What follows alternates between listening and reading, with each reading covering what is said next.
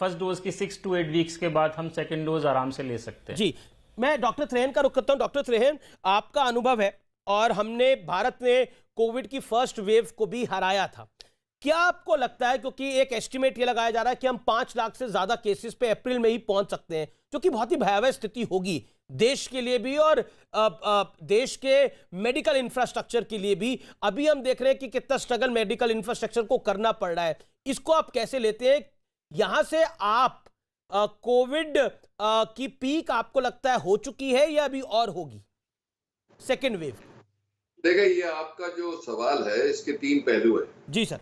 पहली बात तो ये है कि ये जिस हिसाब से ये बढ़ रही है, ये अगर जो आप स्पेनिश फ्लू का कोर्स देखेंगे जो 100 साल पहले हुआ था, उसमें भी सेकेंड वेव जो थी वो बहुत डबल रफ्तार से फैली और उसकी पीक बनी और थोड़ा प्लेटो सा रहता है, फिर वो कम होगा। इसका मतलब अगर जो ये वायरस वही तरीके का पैटर्न फॉलो कर रहा है, क्योंकि हमने सोचा पहली बार कि हमने तो डिफीट कर दिया, हमने तो हरा दिया वायरस को, अब तो चला गया, अब सब कुछ खुल जाएगा। पर ये जो हमारी सोच रही है कि हिंदुस्तान में शायद कोई अलग ही होगा, वो नहीं हुआ, क्योंकि सारी दुनिया में सेकंड वेव आई। अब तीसरी वेव भी आ सकती है, इसके लिए भी हमें चौकन्ना रहना है। दूसरी बात ये है आपकी सिंपल बात कि अगर जो आप देख रहे हैं कि 2 लाख तक पहुंच रही है तकरीबन, हमें ये पब्लिक को बड़ा क्लियरली समझाना है कि इसके 3 पार्ट्स में आप आ सकते हो।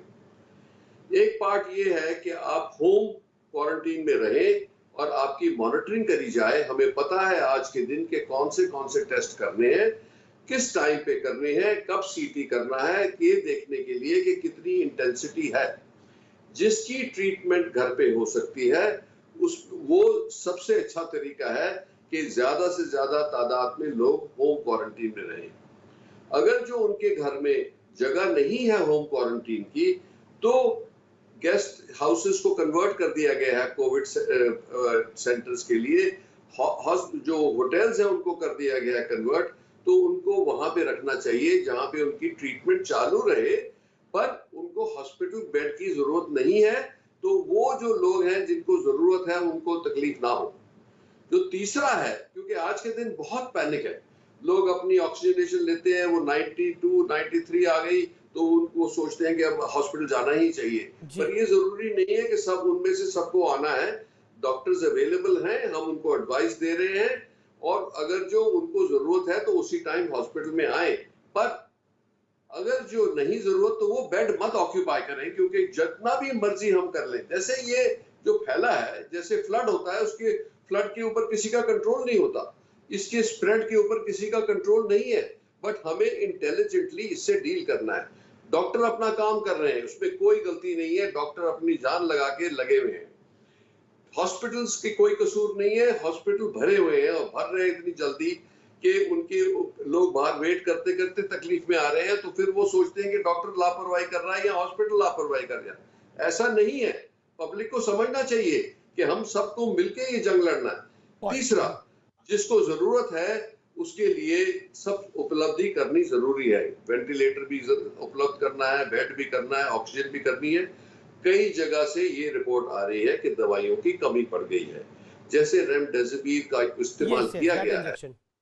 हाँ, और उसके अंदर ये भयंकर बात ये है कि लोग इतने रिस्पॉन्सिबल और इलीगल है कि ये भी रिपोर्ट्स आ रही हैं कि उस पर ब्लैक मार्केट शुरू कर दी गई है।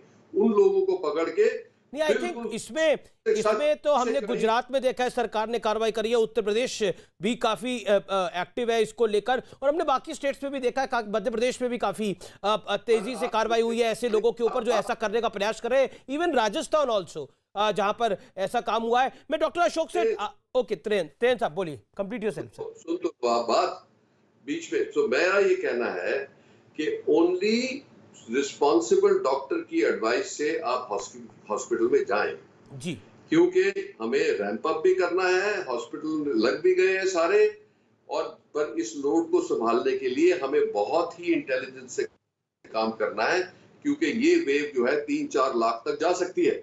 उस टाइम तो और भी, जैसे न्यूयॉर्क सिटी में हुआ था, इटली में हुआ था, लोगों को सड़क के ऊपर बेड लगाने पड़े, पर हमारी तैयारी काफी तक हद तक है, बट सारे हॉस्पिटल्स ओवररन हो गए हैं। तो हमें बहुत ही केयरफुली आगे चलना है। और मैं सिर्फ पब्लिक को ये बोलूंगा कि हम देख रहे हैं कि बुजुर्ग, अगर जो 10 पेशेंट आ रहे हैं उनमें से 5 से 6 पेशेंट 80-85 साल के हैं, उनको हुआ है उनके बच्चों से। तो बच्चों ने जो लापरवाही करी है उन्होंने इन लोगों को दिया है और उनकी लाइफ खतरे में है। ये मैं बार बार बताना चाहूंगा कि बच्चों, प्लीज अपने आप को संभाल के रखो, अपने आप को पर्सनल लॉकडाउन में रखो। ये मत सोचो कि आपको तो महत्वपूर्ण बात कह रहे हैं डॉक्टर आपकी वजह से किसी बुजुर्ग की जिंदगी चली गई आपकी लाइफ में, तो आप कैसे अपने आप को फॉरगिव करोगे? सबको अपने पर्सनल लॉकडाउन में जाना है। रेस्टोरेंट्स वगैरह बंद करो, जाना बंद करो, यहाँ घूमना फिरना बंद करो, ट्रैवल अननेसेसरी नहीं करना है, जो घर से काम हो सकता है वो करना है।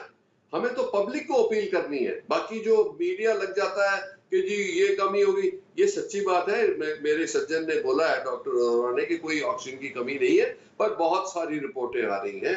इंदौर में हमारा हॉस्पिटल है, वहाँ ऑक्सीजन की वार्निंग दी गई है कि यहाँ सप्लाईज बहुत कम हो गए हैं, आप लोग बड़े ध्यान से यूज करें। अभी मुझे झारखंड से फोन आया कि हम क्या करें, रेमडेसिविर नहीं मिल रही, ऑक्सीजन नहीं मिल रही, आप कुछ हेल्प करें। तो मैं बता रहा हूं कि हमें मिलके ट्रांसपेरेंटली काम करना है। गवर्नमेंट हो, प्राइवेट सेक्टर हो, इंडस्ट्री हो, जो भी हो। अगर जो हम इसको वॉर फुटिंग पे नहीं करेंगे तो ये बहुत पछताएंगे। आज का दिन है, सब डिफरेंसेस खत्म कर दिए जाएं। जैसे एक जंग हुई थी या इन्वेजन हुआ था किसी एनिमी का हमारे ऊपर, जब वॉर हुई थी, वैसे ही हमें बिहेव करना है। और इसका ये बात है, ये जो वायरस है ये इतना खतरनाक है कि दिखता भी नहीं है।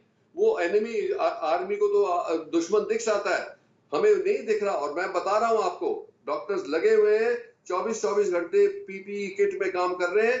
आप लोगों को सबको एहसास होना चाहिए कि हमें कैसे हेल्प करना है आपस में एक दूसरे को। सबको भेदभाव ऊपर नीचे सब भूल के, ये कंट्री का मसला है। गवर्नमेंट कर रही है जो कर रही है, डॉक्टर कर रहे हैं सो कर रहे हैं। अब पब्लिक की बारी है। पब्लिक नहीं करेगी तो हम पछताएंगे। पब्लिक नहीं करेगी तो हम पछताएंगे। बहुत इंपॉर्टेंट